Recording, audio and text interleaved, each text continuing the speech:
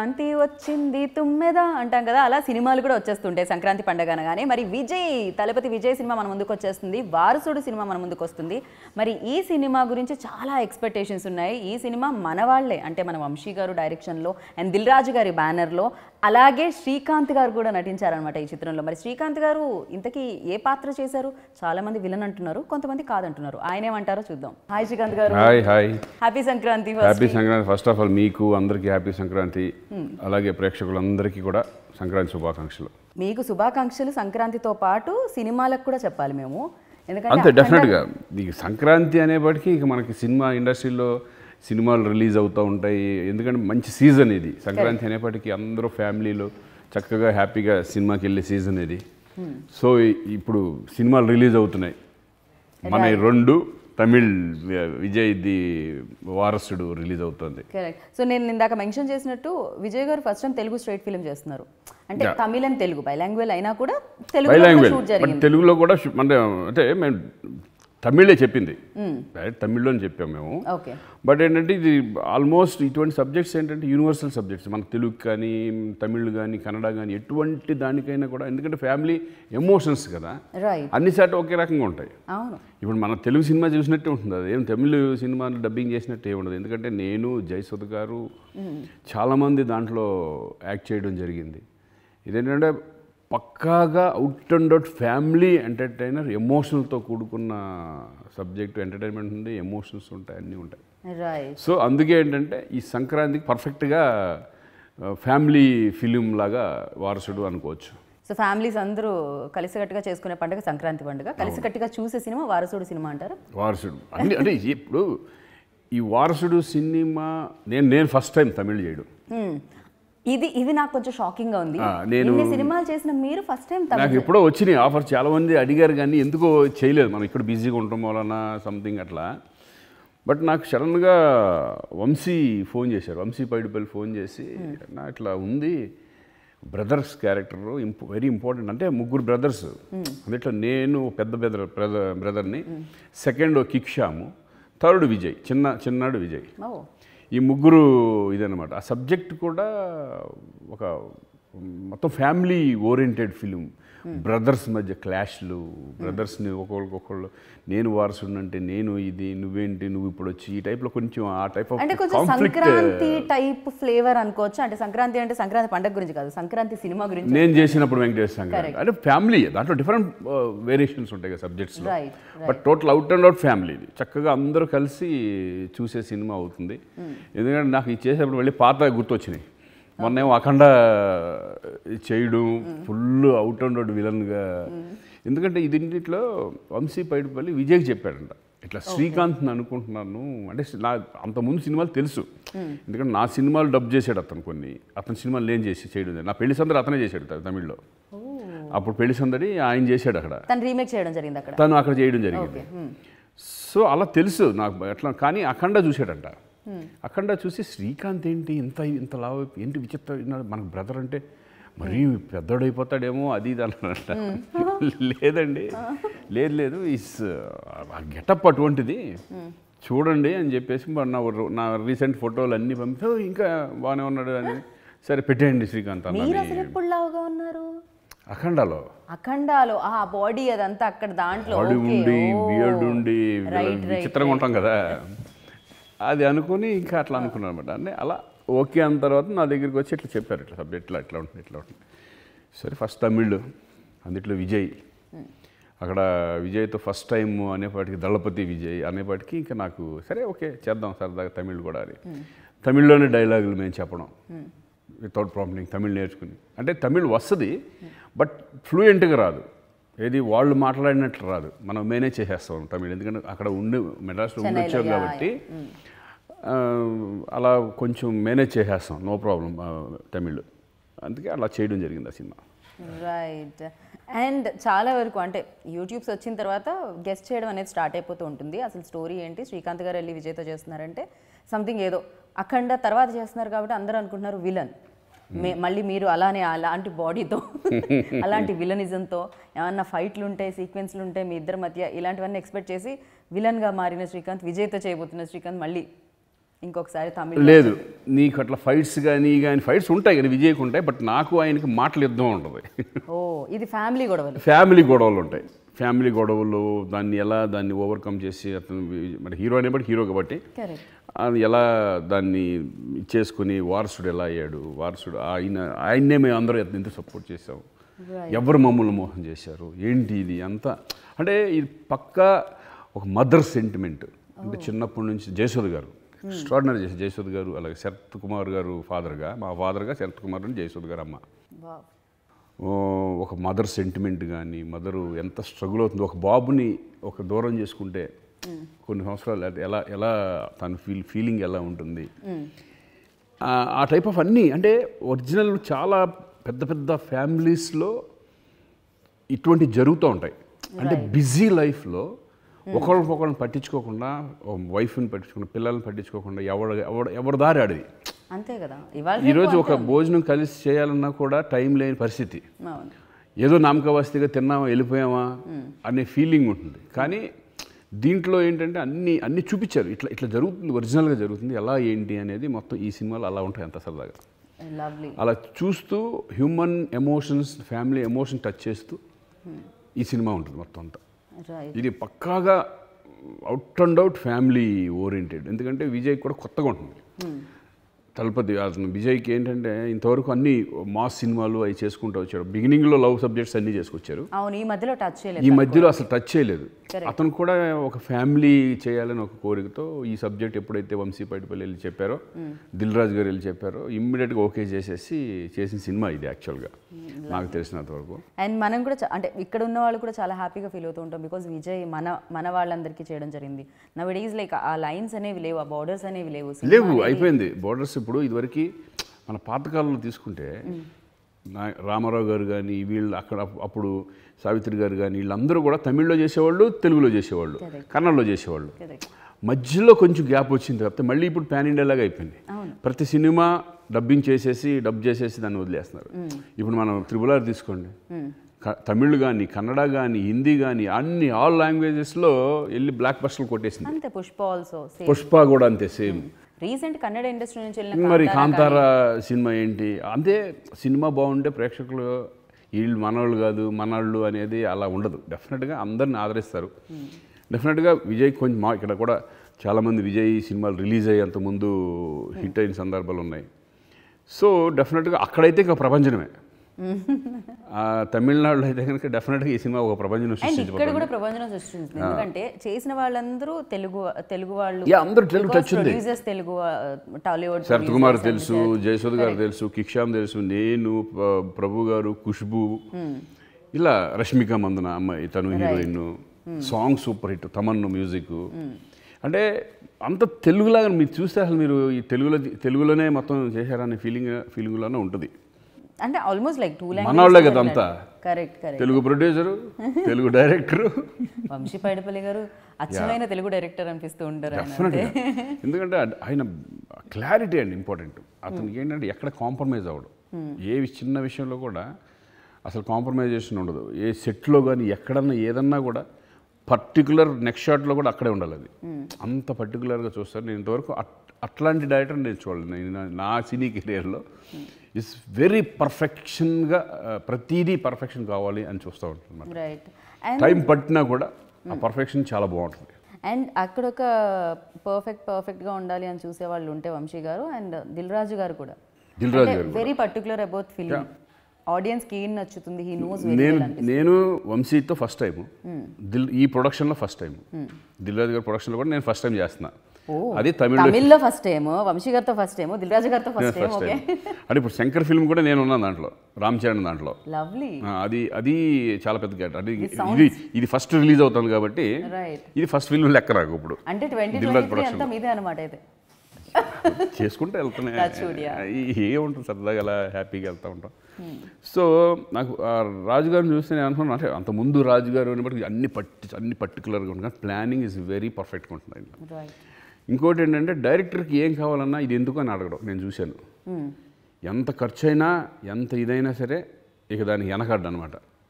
ఎందుకంటే ఆ వాల్యూ, ఆ ప్రొడక్షన్, ఇప్పుడు హీరో వాల్యూ కానీ, వంశీ తీసే విధానం కానీ, ఎక్కడ ఏం ఖర్చు పెట్టాలన్నా కూడా ఇంతవరకు ఇది ఎందుకు అని కూడా అడగలేదు వచ్చిన.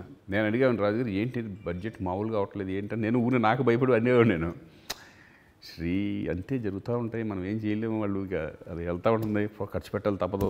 మన రాజుగారికి తెలిసిందే ఆయన సినిమాలు అన్నీ కూడా ఒక చాలా హై బడ్జెట్లో ఉంటాయి, కొన్ని చక్కటి లో బడ్జెట్లో సినిమాలు చేసుకుంటూ వెళ్తూ ఉంటారు. పెద్ద సినిమాలు పెద్ద రేంజ్లో ఉంటాయి, చిన్న సినిమాలు కూడా ఎక్కడా కూడా కాంప్రమైజ్ అవ్వకుండా తీసుకెళ్లే విధానం దిల్ రాజు గారిది. నేను అబ్జర్వ్ చేసిన దాంట్లో, నేను ఫస్ట్ టైం కాబట్టి నేను కొన్ని అబ్జర్వ్ చేసిన దాంట్లో ఎక్కడ కూడా కాంప్రమైజ్ లేదు. డైరెక్టర్ ఏం కావాలితే అది, ఎంత ఖర్చు పెట్టారంటే ఇంక మనం చెప్పకూడదు, అంత ఇది అసలు ఎక్కడ కాంప్రమైజ్ అవ్వాలా. సెట్స్ విషయంలో కానీ అసలు ఈ సినిమాకి ఏమనుకుంటారు జనరల్గా అనేప్పటికీ, ఒక ఫ్యామిలీ ఓరియంటెడ్ ఫిల్మ్కి ఇంత అవుతుందా అని అనుకుంటారు కదా. ప్రతిదీ బ్యూటిఫుల్ హౌస్ అండ్ హౌస్ ఎలా ఉంటుంది లోపల, ఒక రిచ్ హౌస్ ఎలా ఉంటుంది, ఆ రిచ్ మ్యాన్ కార్లు ఎలా ఉంటాయి, వాళ్ళ హెలికాప్టర్స్ ఏంటి, వాళ్ళు ఇదేంటి, వాళ్ళ గన్స్, ఇవి అయితే అసలు మామూలుగా కాదు. ఆ రిచ్నెస్లో ఎక్కడ కాంప్రమైజ్ అవ్వాలి. అలాగే కెమెరా డిపార్ట్మెంట్ కానీ, ఎస్పెషల్లీ వాళ్ళు ఏడీ డిపార్ట్మెంట్ ఉంటుంది వాళ్ళకి వంశీ దగ్గర, సూపర్ అనమాట. అసలు డ్రెస్సుల దగ్గర నుంచి ప్రతిదీ కూడా పర్టికులర్ పొద్దున కనేవాడికి ఎవరి డ్రెస్సులు వాళ్ళకి పట్ట షేడ్ అయిపోయి వచ్చేస్తారు.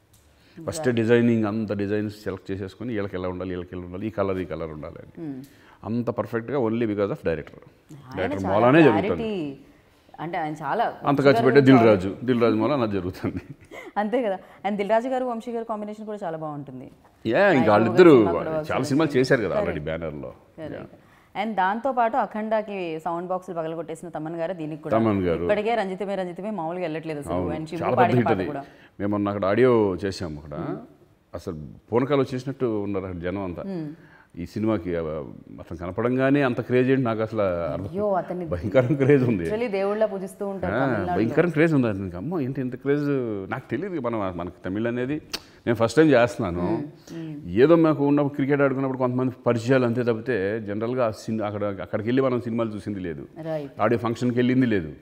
కానీ మొన్న చూస్తే ఆ క్రేజ్ చూస్తే నిజంగా మన హీరోలు ఎలా ఉన్నారో అంత గుర్తొచ్చేసింది నాకు. లైక్ అంటే విజయ్లో ఉన్న ప్లస్ ఏంటి అంటే చాలా ఫస్ట్ నుంచి స్ట్రగుల్ అవుతూ రావడం ఒకటి, అండ్ ఒక కామన్ మ్యాన్ కూడా హీరో అవ్వచ్చు. చాలా సింపుల్గా ఉంటాడు, ఎవరితో ఎక్కువ మాట్లాడు. పొద్దున్న 6 వస్తే మధ్యాహ్నం కరెక్ట్గా సెల్ ఫోన్ వాడవు, సెట్లో సెల్ ఫోన్లు ఉండవు. పొద్దున్న 9 o'clock అంటే 9 o'clock వస్తాడు, కరెక్ట్గా 1 o'clock వరకు సెట్ వదిలి క్యారవాన్కి వెళ్ళవు. మాకు అనవసరంగా ఈ అలవాటు అయిపోతే టెన్షన్గా ఉంది ఆయన చూసి. మన వల్ల కాదు కదట, క్యాప్ ఉంటే సరదాగా ఇలా అటు ఇటు తిరుగుతాడు, ఒకేసారి కూర్చోవాలి కష్టం.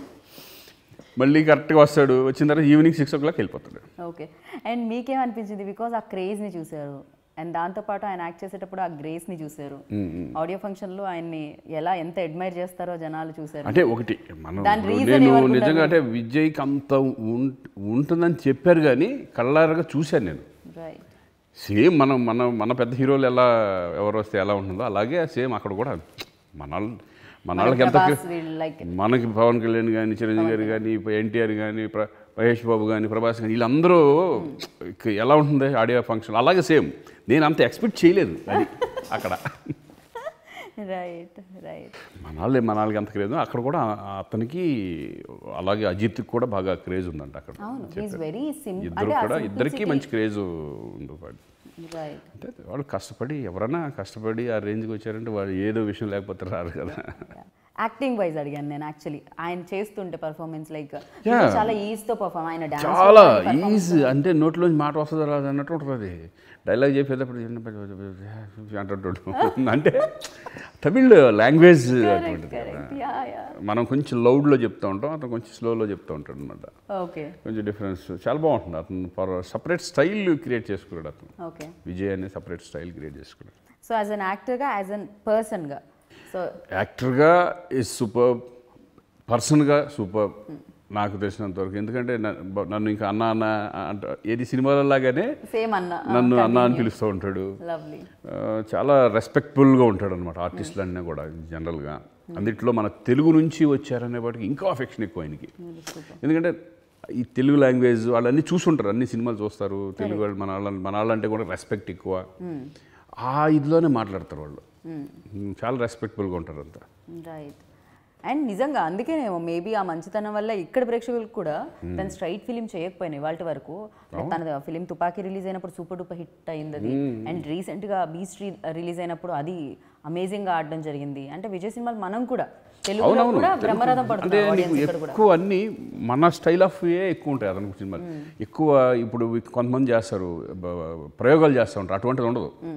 యాజ్ సింపుల్గా వెళ్తారు, చిన్న కమర్షియల్ పెట్టుకుని నీట్గా అన్ని లాంగ్వేజ్లకు ఉపయోగపడేలాగానే ఉంటాయి సినిమాలు ఇది చూస్తుంటే. అంటే నేటివిటీ ఎక్కువ హెవీ నేటివిటీకి వెళ్ళడు అతను. నీ ఒరిజినల్ మన అన్ని మిక్స్ అయి ఉంటాయి, మన హ్యూమన్ ఎమోషన్స్ కానీ అన్ని అట్లా వెళ్తాయి. రైట్. సో శంభు ఓన్లీ పాట కోసమే కనిపిస్తారా లేకపోతే? లేదు, అంతే. శంభు ఓన్లీ పాటే. ఓకే. కానీ చేయడం కూడా గ్రేట్ కదా. ఒక సాంగ్ డ్యాన్స్ చేసి సాంగ్ పాడడం కూడా విజయ్ గురించే.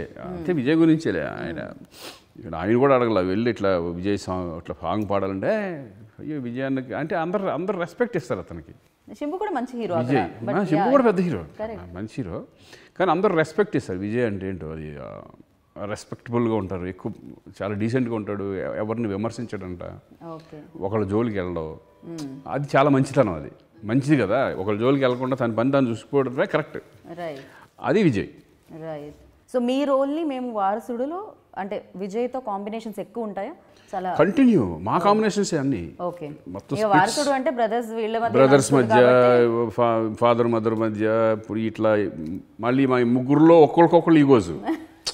ఇప్పుడు మీ ఇద్దరం కలిసి ఒకటి కాదు, మూడోవాడికి ఒక ఈగో, నాకు ఒక ఈగో, ఇతనేంటి అనేది ఈయన, అలా టోటల్గా ఒక బ్యూటిఫుల్ ఫ్యామిలీ, ఒక చక్కటి జర్నీ. అంటే ఒక పెద్ద బిజినెస్ మెన్స్ వాళ్ళ లైఫ్లో ఏం కోల్పోతారు, వాళ్ళు ఎందుకు దీన్ని ఇంత నెగ్లెక్ట్ చేస్తున్నారు అనే పాయింట్ కూడా దీంట్లో ఉంటుంది.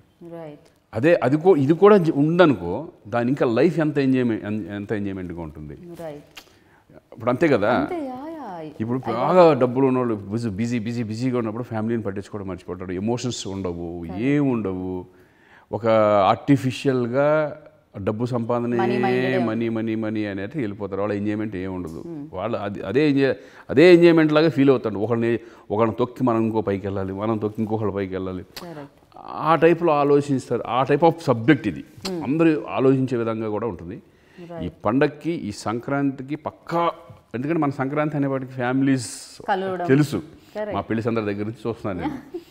జనవరి వచ్చిందంటే ఫ్యామిలీస్ ఇదివరకు పెడితే బళ్ళు కొట్టుకొచ్చేవాళ్ళు.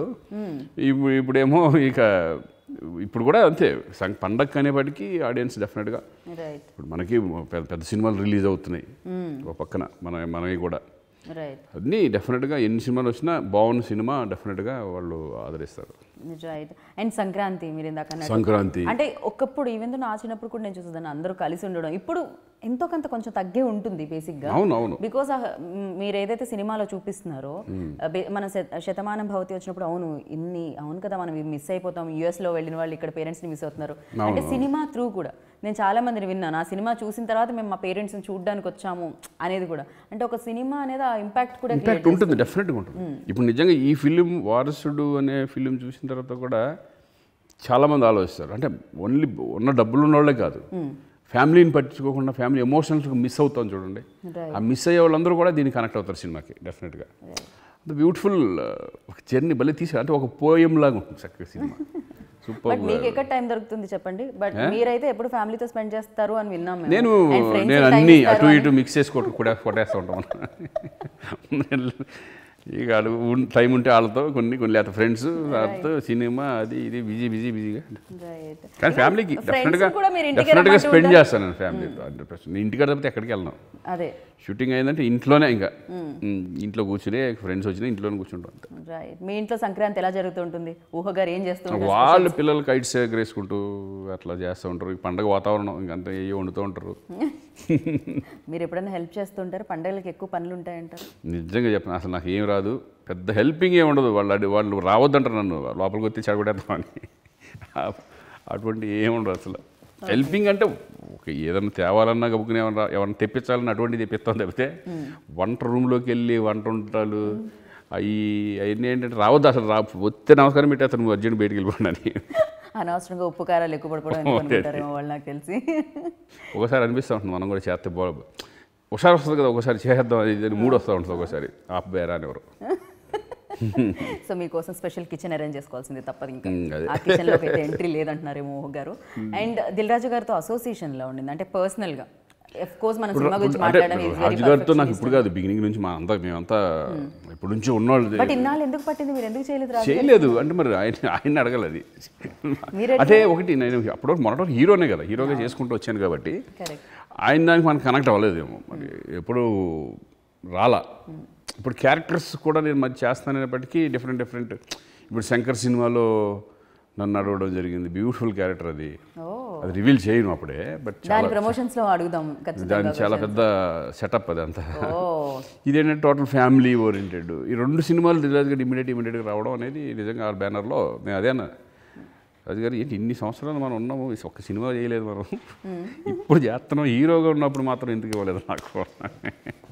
ఏమన్నారు? లేదు శ్రీ, అటువంటి సబ్జెక్టులు ఎక్కడ ఎత్తులతో ఉన్న లోపల ఏదేదో అయిపోయేది. యంగ్స్టర్స్ వచ్చేసారు కొంతమంది, పెద్ద సినిమాలు అంటే పెద్ద అట్లా ఉంటుంది, మనం ఇటు మిడిల్లో ఉన్నాం, అలా అయిపోయింది అంతే. కానీ మీరు స్టోరీ ఏదైతే చెప్పారో దానికి పర్ఫెక్ట్ టైటిల్ అనిపిస్తుంది వారసుడు. నాకు తెలిసి దాని చుట్టూనే అల్లుకుంటుంది కదా ఇదంతా. ఇప్పుడు నేను విచిత్రం ఏంటంటే బిగినింగ్లో వారసుడు అని సినిమా చేశాడు నాగార్జున గారు, అవును, దాంట్లో ఉన్నాను, దాంట్లో విలన్ నేను. వారసుడికి మీకు చాలా సంబంధం. ఆ వారసుడు చేశాను, ఇప్పుడు ఈ వారసుడు చేస్తాను ఇప్పుడు ఈ 2 సంవత్సరాల తర్వాత. సూపర్. సో హ్యాపీ, అంటే విజయ్తో వర్క్ కానీ is such a wonderful person. తను బిహేవియర్ కానీ, తను రెస్పెక్ట్ ఇచ్చే విధానం కానీ మన ఆర్టిస్టులందరికీ, అండ్ ఆర్టిస్టులకు ఒకటే కాదు, వెళ్తే లైట్ మొత్తం అందరికీ హాయ్ ఇటు చెప్పుకుంటూ వెళ్ళిపోతూ ఉంటారు. అంటే రెస్పెక్ట్గా మాట్లాడుతుంటే ఎవరన్నా ఫోటోలు దిగుతాం, ఫోటోలు వేసుకుని దిగడం, అందరికి సపరేట్గా ఒక ఫోటోలు ఇవ్వడం, ఇటువంటివన్నీ is very nice person. Shooting అంతా అక్కడే జరిగిందా అండి, చెన్నైలో? హైదరాబాద్లో ఇక్కడ చాలా మటుకు ఇక్కడే. ఓ ఓకే. 60-70% ఇక్కడ జరిగితే అక్కడ ఒక. ఏంటి మరి బిర్యానీ తినిపించారా విజయ్ గారికి వచ్చినప్పుడల్లా? మొత్తం ఇంట్లోంచి తెప్పించాం, ఓ వాళ్ళ ఇంట్లోంచి ఉలవచారులు అయ్యి అంటే మొత్తం అంతా అందరికీ ఒక ఫుడ్ అనేప్పటికీ ఏమవుతుందంటే అక్కడ వంశీకి కూడా ఫుడ్ బాగా అందరు వాళ్ళ ఇంటికాడ నుంచి వస్తాయి, మా ఇంటికాడ నుంచి వస్తాయి. వాళ్ళు రాగానే మాకు ఫోన్ చేసి అన్న ఇంట్లో బిర్యానీ కావాలన్న అంటారు. మన ఇంట్లో బిర్యానీ అట్లా చేస్తూ ఉంటారు కదా, ఫ్రైడ్ రైస్లో ఇంట్లో కామన్గా తెప్పిస్తూ ఉంటాం. శరత్ కుమార్ కానీ వీళ్ళందరూ కూడా అందరూ ఒకేసారి కూర్చుని భోజనం చేస్తాం. శరత్ కుమార్ గారు కూడా వెరీ యాక్టివ్ పర్సన్, అసలు ఆయనలో కూడా చాలా ఎనర్జీ ఉంటుంది, సూపర్ ఎనర్జెటిక్ గా కనిపిస్తూ ఉంటారు. అండ్ శ్యామ్ గారు, ఇప్పుడు నా వైఫ్ క్యారెక్టర్ సంగీత. సంగీత గారు మీకు కాంబినేషన్ గురించి చెప్పాల్సిన పని లేదు. అయితే పెళ్ళ ఊరు వెళ్తే ఇవన్నీ ఉన్నాయి, అలా బ్యూటిఫుల్. అందరూ ఒక చక్కటి ఒక ఫ్యామిలీ లాగానే ఉంది. మేము మొన్న అనుకున్నాం అందరం కలిసి ఈ సినిమా అప్పుడే అయిపోతుంది, ఇంత ఎంజాయ్ చేసాం సరదాగా, ఒక ఫ్యామిలీ లాగానే ఎంజాయ్ చేసేవాళ్ళం. షెడ్యూల్ చివరికి అందరూ కలిసి ఒక పార్టీ ఏర్పాటు చేసుకోవడం, అలా సరదా జరిగింది. చూద్దాం, ఈ పండగకి సంక్రాంతి రిలీజ్ అవ్వబోతుంది సినిమా, డెఫినెట్గా భారీ రేంజ్లో. ఇక్కడ దిల్ రాజు గారు ఇంకా ఆయన గురించి చెప్పేది ఏముంది, ఇంకా ఇట్స్ మ్యూజిక్ తమను ఎక్స్ట్రాడినరీ మ్యూజిక్. అలాగే రష్మిక మందన, తను రష్మిక గురించి ఒక వర్డ్లో చెప్పాలి. షీస్ అంటే తను కూడా ఏంటంటే వర్కహాలిక్, చక్కగా పొద్దున తనకి అంటే కొంతమంది హీరోయిన్స్ చూస్తుంటే కొంచెం ఆ బంధం అటు ఉంటుంది, అటు ఏముండదు, అందరిలో కలిసిపోతుంది. రాగానే అందరిని మాట్లాడుతూనే ఉంటుంది, కలిసిపోతూ ఉంటుంది, నవ్వుతూ ఉంటుంది, సరదాగా ఉంటుంది. She's very beautiful. అంటే చక్కగా బిహేవియర్ కానీ తను నేను హీరోయిన్ని నాకు ఇది అట్లా ఏముండదు, అందరితో చక్కగా మాట్లాడుతూ ఉంటుంది నీట్గా. She's very good. ఇంకా టాలెంట్ అనేది పెద్ద హీరోయిన్లు ఎవరంటే టాలెంట్ లేకుండా ఏమి ఉండదు, అందరూ టాలెంట్, ఆర్టిస్టులు అందరూ టాలెంట్ గురించి మనం చెప్పక్కర్లేదు, ఒక్కొక్కళ్ళు ఒక్కొక్క స్టైల్ ఆఫ్ ఇది అనమాట. సో అఫ్ కోర్స్ జయసుధ గారి ఆ ఎమోషన్స్ మేము చూడాలనుకుంటున్నాము. అండ్ ఎమోషన్ జయసుధ గారు చూడండి, మీ సినిమా చూస్తే తెలుస్తుంది అసలు ఎలా ఉంటుంది జయసుధ గారు పర్ఫార్మెన్స్. ఏడిపించేస్తారు సినిమా. అమ్మో, మా ఇద్దరు సీన్ ఒకటి ఉంటుంది, అది కూడా భయంకర బ్యూటిఫుల్ సీన్. అమ్మ ఒళ్ళో పడుకుని చేసి అంటే మేము అంతే ఆ ఎమోషన్స్ అంత ఇదిగా వెళ్తూ ఉంటుంది అనమాట అది. సూపర్. సో షూటింగ్ అయిపోయి ఎన్ని రోజులు అయినా కూడా మీకు ఆ డైలాగ్స్తో కూడా గుర్తుంది అంటే డెఫినెట్గా ఆ ఇంపాక్ట్ అనేది మీ పాత్ర అండ్ మిగతా వాళ్ళందరి పాత్రలు అందరూ ఆల్మోస్ట్ అంటే స్క్రీన్ షేరింగ్ ఎక్కువ మేమంతా, నేను విజయ్ అండ్ కిక్షామ్, జయసుధ గారు, శరత్ కుమార్ గారు, ఈ ఫ్యామిలీ ఇదంతా ఎక్కువ చాలా ఉంటుంది స్క్రీన్. సో ఒక ఫ్యామిలీ ఓరియంటెడ్. నేను తమిళ్లో ఫస్ట్ టైం చేస్తున్నాను, హ్యాపీ నాకు విజయ్తో చేసినందుకు చాలా హ్యాపీ. సో మేము కూడా చాలా హ్యాపీ ఫీల్ అవుతున్నాం. అండ్ విజయ్తో చేసినందుకు ఫస్ట్ సినిమా అండ్ విజయవంతంగా అది నిలవాలని మనస్ఫూర్తిగా నేను కోరుకుంటున్నాను. అండ్ అక్కడ ఇక్కడ కూడా ఆ విజయం అందరికీ చేరాలని కోరుకుంటున్నాను. తదాస్తు. అండ్ ఆడియన్స్కి సంక్రాంతి శుభాకాంక్షలు చెప్తూ అందరికీ సంక్రాంతి శుభాకాంక్షలు మరొకసారి. డెఫినెట్గా ఈ వారసుడు సినిమా సంక్రాంతి రిలీజ్ అవబోతుంది. డెఫినెట్గా ఇది 100% ఫ్యామిలీ ఓరియంటెడ్ ఫిల్మ్. ఫ్యామిలీస్ అందరూ చక్కగా హ్యాపీగా వచ్చి చూసే సినిమా అవుతుందని మేము అందరం అనుకుంటున్నాం. థ్యాంక్ యూ శ్రీకాంత్ గారు and all the very best.